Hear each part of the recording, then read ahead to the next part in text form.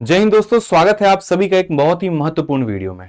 जब से सीजल का नोटिफिकेशन आया है तब से मेरे पास में काफी सारे स्टूडेंट्स के मैसेज आने लगे हैं कि सर रिजर्वेशन का क्या सिनेरियो है, सर हमें कौन से डॉक्यूमेंट चाहिए, हमें जो अपने कास्ट सर्टिफिकेट बनवाना है वो कहाँ का बनवाएंगे तो वैलिड होगा।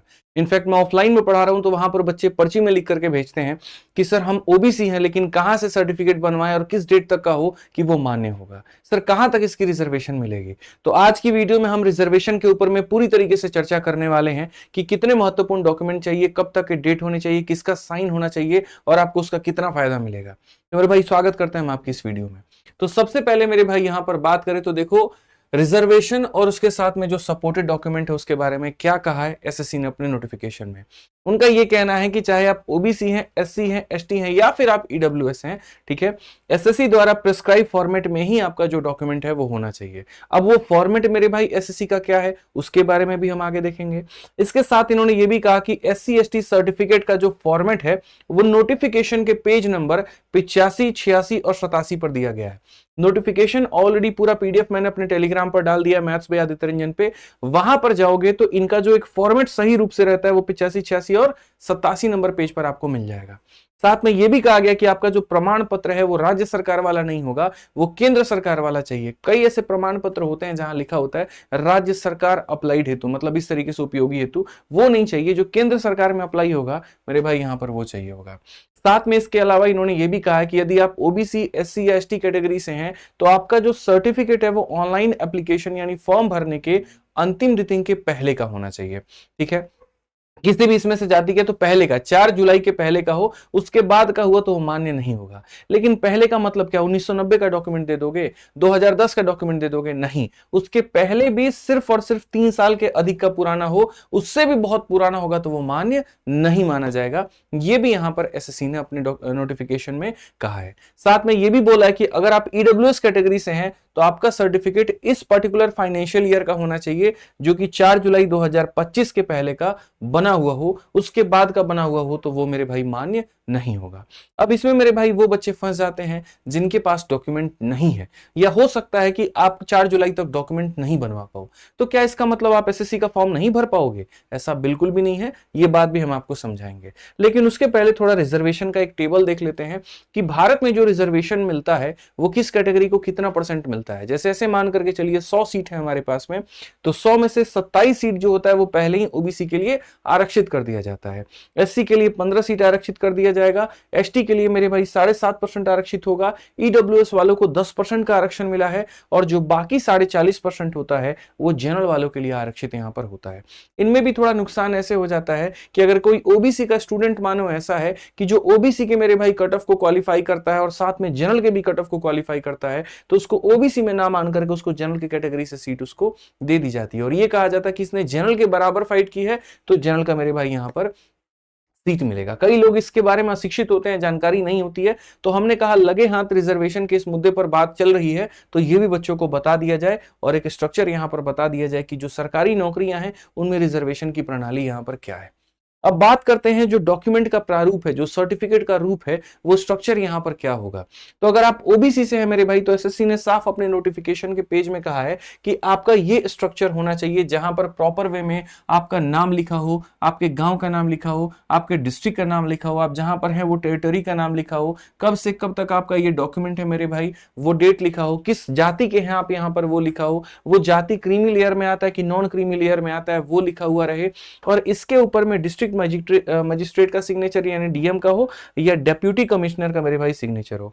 हालांकि अलग अलग राज्यों में आप जाते हैं तो कहीं पर तहसीलदार के साइन की जरूरत पड़ती है, कहीं पर किसी और की पड़ती है, तो लगभग इसके इक्विवेलेंट पोस्ट का मेरे भाई बराबर जो सिग्नेचर है वो अप्लाइड होता है और वहां सीधा लिखा होता है कि ये भारत सरकार के सभी यहां पर जो है कार्यों के लिए उपयोगी है, for the government of India होना चाहिए, ना कि गवर्नमेंट ऑफ बिहार या गवर्नमेंट ऑफ दिल्ली हो। समझ में आ गया बात। तो ये ओबीसी वालों का मेरे भाई कुछ इस तरीके से यहां पर पर सर्टिफिकेट का रूप होना चाहिए। अगर हम SC और ST वालों के लिए बात करें तो SC और ST वालों के लिए एक लिस्ट दी गई है कि आप इन लोगों से अपना डॉक्यूमेंट बनवा सकते हैं, इनके पास में साइन करने के यहां पर राइट्स हैं। और वो कौन लोग हैं? तो DM है, ADM है, कलेक्टर है, डेप्यूटी कमिश्नर है। इस तरीके से करके ये सारा का सारा दिया गया है। लास्ट में एक बात भी यहां पर कहा गया है कि ST candidate belonging to Tamil Nadu, देखो बाकी सभी राज्यों के लिए तहसीलदार रैंक तक मेरे भाई आप बनवा सकते हैं। ये आपके जोन में अलग अलग जगहों पर बनता होगा। आप अपने पिताजी दादाजी से किसी से पूछेंगे तो वो बता देंगे कि जाति प्रमाण पत्र आपका कहां पर बनता है, आप वहां पर जाकर के बनवा सकते हैं। ठीक है, इन सभी के साथ एक तमिलनाडु वाले बच्चों के लिए एक एक्सेप्शन है। वहां पर यह कहा गया है कि ST कैंडिडेट जो तमिलनाडु स्टेट के हैं वो अपना मेरे भाई कास्ट सर्टिफिकेट सिर्फ और सिर्फ अपने रेवेन्यू डिविजनल ऑफिसर से साइन करवा करके देंगे तो माना जाएगा, लेकिन वहां DM और SDM इनके मेरे भाई मान्य नहीं होंगे। ये तमिलनाडु का एक एक्सेप्शन केस है, तो ये आपको ध्यान रखना है। तो OBC वालों का फॉर्मेट हमने बता दिया, SC ST वालों का फॉर्मेट काफी लंबा चौड़ा है। नोटिफिकेशन में जाओगे, जाकर के देखोगे वहां पर तो तुम्हें दिख जाएगा। उसके बाद अगर हम बात करते हैं मेरे भाई EWS वालों का, तो देखो EWS में आजकल बहुत बड़े लेवल पर धांधली चल रही है। ठीक है, जिसको देखो यहां पर अच्छा खासा इनकम होने के बावजूद भी जाकर के EWS का सर्टिफिकेट बनवा लेता है और वो 10% में आने की कोशिश करता है।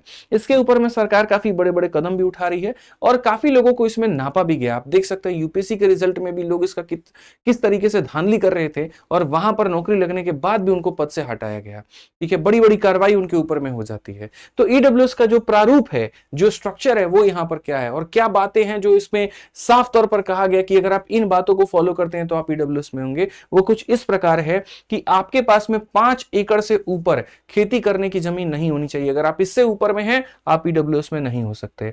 आपके पास में जो मकान आप रह रहे हैं वो 1000 स्क्वायर फुट से ज्यादा का आपका नहीं होना चाहिए। जिस आपके पास में अगर कोई खाली जमीन है आपके अपने एरिया में तो वो 100 स्क्वायर यार्ड से ज्यादा नहीं होना चाहिए और दूसरे क्षेत्र है तो वहां पर 200 स्क्वायर से ज्यादा नहीं होना चाहिए।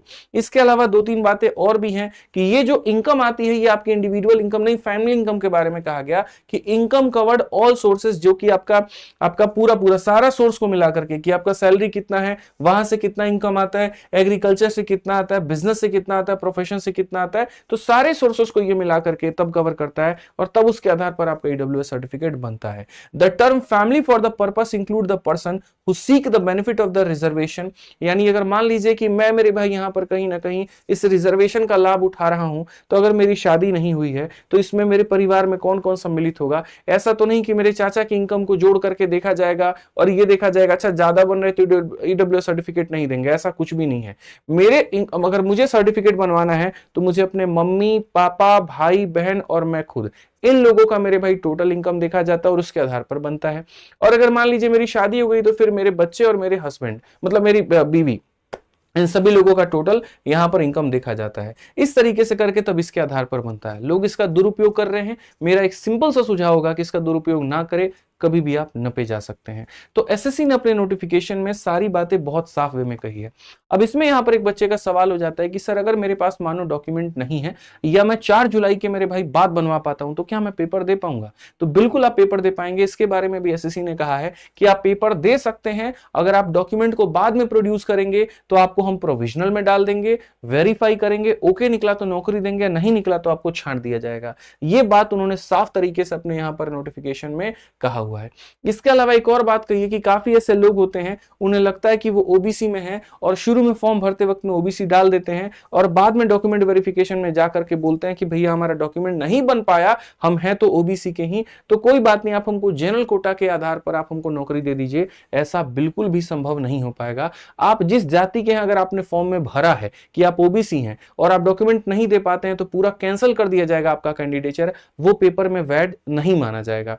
आपके पास डॉक्यूमेंट नहीं है तो आप अपने आप को डिक्लेयर कर दो भैया जनरल है और जनरल के सीट से फाइट करके पेपर दो, कम से कम नंबर तुम्हारे आ गए तो सिलेक्शन तो हो पाएगा। लेकिन फर्जीवाड़ा काम नहीं कि SC ST के नाम पर फॉर्म भर दिया और बाद में डॉक्यूमेंट ना दे करके सोचो हम जनरल के आधार पर सिलेक्शन ले जाएंगे, ऐसा बिल्कुल भी नहीं चलेगा। इस बात को यहां पर ध्यान रखिए, ये बात SSC ने प्रॉपर वे में कहा है। इसके अलावा अगर हम थोड़ी बहुत चर्चा रिजर्वेशन के ऊपर में कर लें तो देखो 2 तरह का रिजर्वेशन होता है, एक वर्टिकल होता है और एक हॉरिजॉन्टल होता है। वर्टिकल रिजर्वेशन का मतलब यहां पर क्या होता है।